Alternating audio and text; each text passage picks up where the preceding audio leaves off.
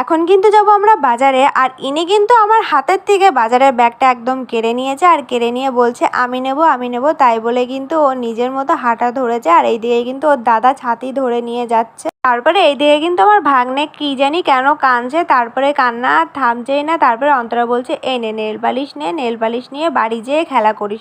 তারপরে ও থামলো। তারপরে কিন্তু আমরা বাড়ি চলে আসি। আর বাড়ি এসে আমার ভাগ্নে দেখি আমার মার আর বাবার ছবিতে কিন্তু ও চুমু দিচ্ছে আর বলছে এটা দিদা আর এটা দাদু। তারপরে আবার এইদিকে আরো ছবিগুলো আছে, তো সেই ছবিগুলো ও সাজাচ্ছে। তারপরেই কিন্তু আমার বড় ভাগ্নে যেই নেল পালিশগুলো এনেছিল, তো সেই নেল পালিশ দিয়ে কিন্তু বলছে আমি তোকে নেল পালিশ পরিয়ে দেবো, তোর হাতে ডিজাইন করে দেবো। তারপরে দেখো নেল পালিশও পরানো হয়ে গেছে আর হাতে ডিজাইন করাও হয়ে গেছে। আর তারপরে কিন্তু আর ছোট ভাগ্নেকে ম্যাগি বানিয়ে দিয়েছিলাম, তো সেই ম্যাগিটাকে ওকে খাওয়াতে যাচ্ছিলাম। ও বলছে না আমি খাবো আমি খাবো, তাই বলে এই যে নিজে নিজে খাচ্ছে আর এই ম্যাগিটাকে দাবাচ্ছে আবার খাচ্ছে।